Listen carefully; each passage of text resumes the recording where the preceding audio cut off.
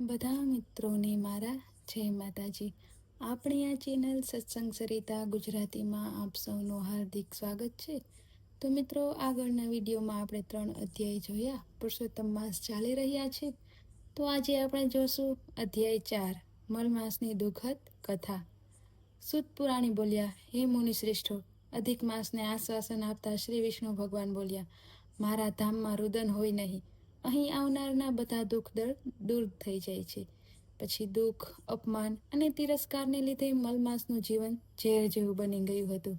ભગવાન વિષ્ણુના ચરણ કમળનો સ્પર્શ કરી તેણે પોતાના દુઃખો કહેવા માંડ્યા. હે કૃપાસાગર, કંઈ ન સૂચવાથી અકળાયેલો, મૂંઝવાયેલો હું આપને શરણે આવ્યો છું. લોકોએ મારો તિરસ્કાર કરી મને હળધૂત કર્યો છે.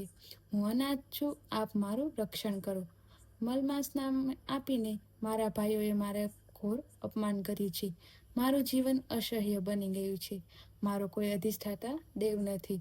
આ 30 દિવસ દરમિયાન સૂર્યનું સંક્રમણ અટકી જાય છે. આથી મને હળધૂત કરવામાં આવે છે. પ્રભુ, આપ બધી આપદામાંથી મારો ઉદ્ધાર કરો. આટલું કહી મલમાસ પોકે પોકે રડવા લાગ્યો. આથી ભગવાન વિષ્ણુ તેની પર દયા આવી અને બોલ્યા, વત્સ, દુઃખના સમયમાં ધીરજ ધારણ કરવી જોઈએ. રડવાથી કશું વળતું નથી.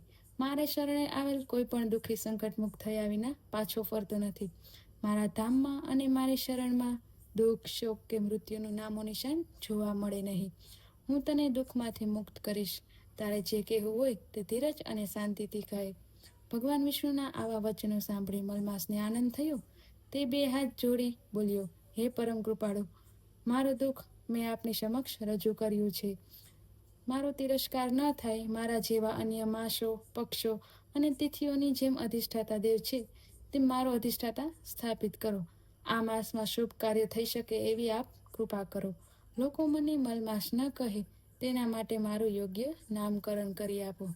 આપ દીનદયાળુ છો. મારા ઉપર આ કષ્ટો મને મરણ તુલ્ય લાગે છે. મને તેમાંથી ઉગારો. આમ કહી મલમાસ મૂર્છા પામી ભગવાન વિષ્ણુના ચરણમાં ઢળી પડ્યો. ઇતિ શ્રી બ્રહ્મ નારદીય પુરાણના પુરુષોત્તમ મહાત્મ્યનો મલમાસની દુઃખદ કથા નામનો અધ્યાય સંપૂર્ણ. તો મિત્રો, અહીં આપણે જોયું અધ્યાય 4, મલમાસની દુઃખદ કથા. તો આજની વાર્તા છે તાવડી તપેલીની વાર્તા. તો આપણે જોઈએ. ઓમ નમો ભગવતે વાસુદેવાય. કંચનપુર નામની એક નગરી. ત્યાં એક બ્રાહ્મણ બ્રાહ્મણી રહે. બંને ભારે ધર્મિષ્ઠ અને દયાળુ. પારકાના દુઃખે દુઃખી થાય એવા. મન કર્મ વચનથી કોઈના બુરું ન ઈચ્છે એવા. સંતાનમાં 4 દીકરી અને 2 દીકરા. દીકરી તો મોટી થઈને સાસરે ચાલી ગઈ. પાછળ રહ્યા 2 દીકરા અને બ્રાહ્મણ બ્રાહ્મણી. બ્રાહ્મણીની ઉંમર થઈ ગયેલી અને ઘરકામ થાય નહીં.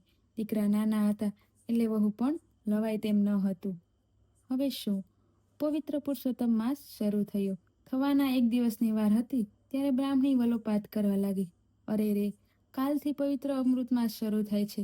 રાંધવા ચીંધવાની કડાકૂટમાંથી ભક્તિ થતી નથી. કથા વાર્તામાં જવાતું નથી. હે પ્રભુ, મારા માથે આ ચૂલો ન હોત તો હું સવારથી સાંજ સુધી આપની ભક્તિ કરત. ભગવાને બ્રાહ્મણીની આજીજી સાંભળી એ જ રાતે સપનામાં દર્શન દઈને કહ્યું કે કાલથી તારે રાંધવાની કડાકૂટ નહીં કરવી પડે. હું તને એક તાવડી અને તપેલી આપું છું. તાવડીમાં તવો ફેરવીશ એટલે આપમેળે રોટલા ઉતરશે અને તપેલીમાં કડછી ફેરવીશ એટલે મન ભાવતા મીઠાઈ મેવા મળશે. એ પણ તાવડી તપેલી કોઈને આપતા નહીં. સવારે બ્રાહ્મણ અને બ્રાહ્મણીએ રસોડામાં રૂપાની તાવડીને સોનાની તપેલી જોઈ. બંને રાજીના રેડ થઈ ગયા.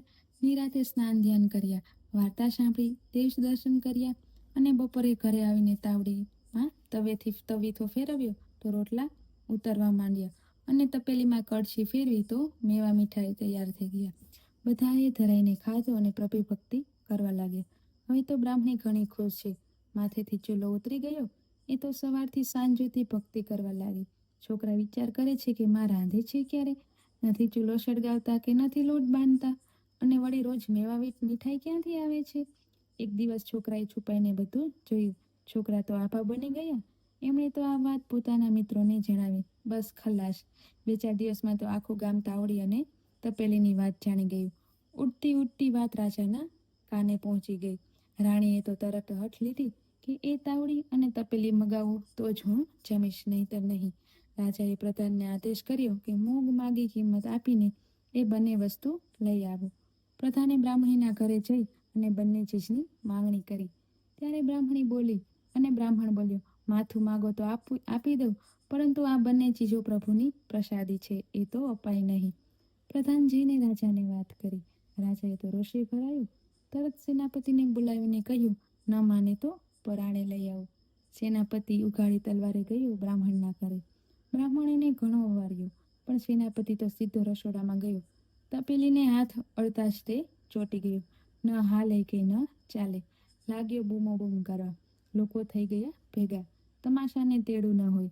સિપાહીઓ દોડતા દોડતા રાજા પાસે આવ્યા. રાજા તો ખડખડાટ હસ્યો. આ તો કંઈક થતું હશે.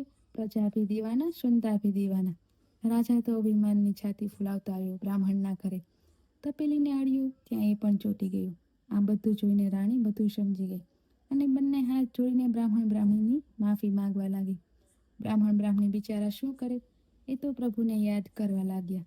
એ વખતે આકાશવાણી થઈ, હે રાજન, તે રાજા થઈને પ્રજાની ચીજ પર દાનત બગાડી છે, તો આ તેની સજા છે. એમાંથી છૂટું હોય તો અત્યારે જ મારા ભક્તોને સહસ્ત્ર સોના મોહરો દાનમાં આપ.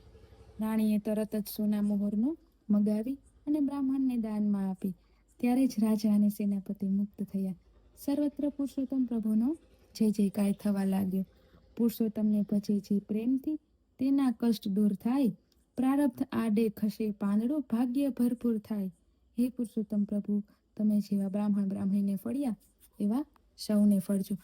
તો મિત્રો, અહીંયા આ વિડીયોમાં આપણે જોયો તાવડી અને તપેલીની વાર્તા અને સાથે સાથે અધ્યાય ચોથો પણ જોયો. રોજ આવા અવનવા વિડીયો આપણી ચેનલમાં આવતા રહેશે, તો આપ ચેનલ સાથે જોડાયેલા રહેજો. વિડીયો ગમ્યો હોય તો લાઈક, શેર અને સબસ્ક્રાઈબ કરજો. પુરુષોત્તમ ભગવાન બધાનો ભલો કરે. કમેન્ટમાં શ્રી કૃષ્ણ લખવાનું ભૂલતા નહીં. બધા મિત્રોને જય માતાજી. મળીએ આવતા